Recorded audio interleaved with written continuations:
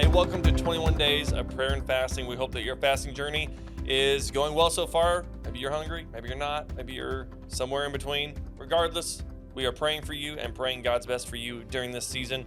And today, we're with Pastor AT. Hey, OG. what's going He's on? even got the A for Hey, I Antonio. got the A for AT. A for A. You're doing a great job in this fast.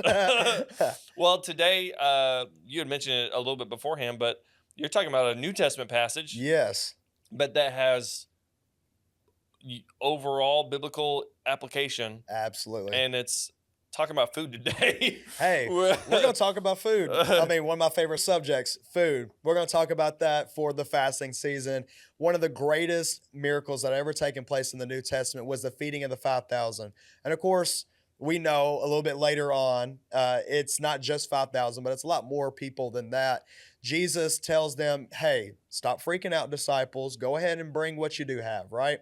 So they bring him some loaves and some fish. Yeah. And of course, in this moment, he does something that a lot of the people that were hangry, I'm sure, and a lot of us right now, what we're experiencing, a lot of similarities. He does something that I believe we need to bring a lot of attention to. He takes it, he tells the people to sit down, and he blesses it, he breaks it, and he multiplies it. Of course, great passage. Pastor, I tell you, why are you talking about food? I'm hungry, right? I've noticed that throughout the whole of Scripture, it is that order.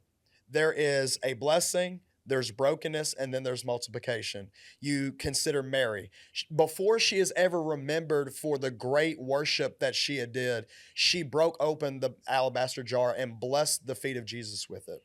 Before Nehemiah had ever built the walls, he was broken in spirit and he was mourning over the people that were dead, that were desolate. And because of that brokenness, it led to a blessing. So in this fasting season, it's very easy to focus on how hungry we are. But I want us to understand that through the breaking down of our flesh, through the breaking down of us being hungry, us sacrificing some meals in order to receive this blessing, that's what happens when you are denying yourself, when you are allowing yourself to be broken.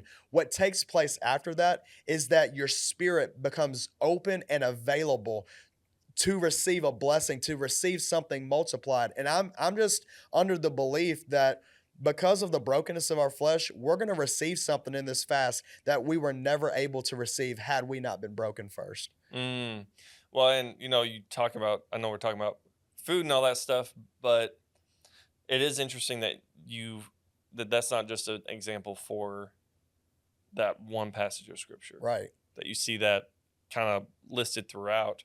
Or at least that's somewhat of a model. It seems like plays out in a few different passages, and so it's interesting. Like, you don't think about that when it comes to that story, that there was this process of how the Lord handled it, you Right. know, and I think the weird thing is that when we're in the middle of that, and especially the people there among the 5,000, and even the disciples, they were in the middle of all that stuff happening. And they really didn't have an idea what was happening until after the fact. Right. And so it almost like you're applying this to our fasting time. So tell me if I'm on the wrong track or not, but like, it seems like we probably won't know what's happening and what the Lord has done through those 4 steps, I think it was. Right. Until we see the result after. Absolutely. And I mean, on top of all that, I didn't even mention this about the account, but the disciples actually had leftovers. Yeah. That there are going to be things, because we serve an exceedingly and abundantly God, Mhm. above all else that we can ask, think, or even imagine. So we might be asking for things in this fast, and of course, he's not a genie in the sky by any means, but there are some things that not only are we not able to recognize that we're going to receive during the fast, but he's going to go above and beyond that. Mhm. He's going to bless us in ways that we have never even imagined. Spiritually, I'm believing financially, I'm believing even physically. I'm believing that the breakthrough is going to happen first because of the breaking.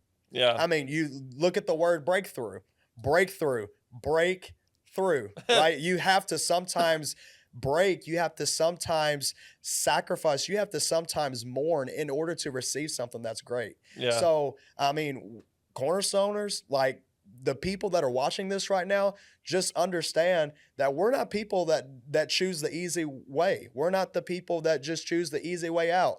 Like, we are doing this because we understand that there is something that we don't recognize now, but at the end of the account, whenever we receive, we're going to receive more than we can ever even ask for Mhm. at the end of this fast. Yeah, and as we wrap up here, the disciples didn't understand, but they were still with Jesus. So Right. even in the middle of us not understanding things, little faith, small faith, he's still like, I'm gonna be me. I'm gonna do what I need to do, and your faith. I mean, it's just very little, if anything, if you could call it faith, because it was never defined as faith in the passage, but at least their action of like, okay, Lord, I mean, you said it, we don't understand, but we're just gonna hand out the fish and see what. And then all of a sudden they have leftovers and like tons of leftovers too. Yeah. And so that's amazing. Can you right before we go, can you rehash those four things? Hey, rehash the four things. Sit at the place of rest. Jesus told the people to sit down on the grass. Take the place of rest.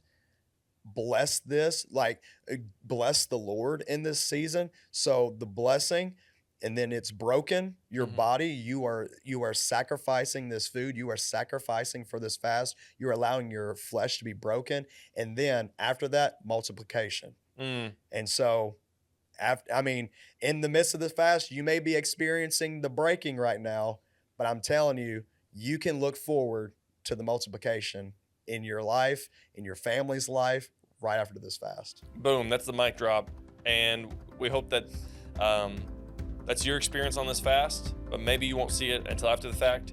And then maybe it's not in the way you think it might be, but I think it will be in the same way, in the way that the Lord needs it to be for you. Have a good one.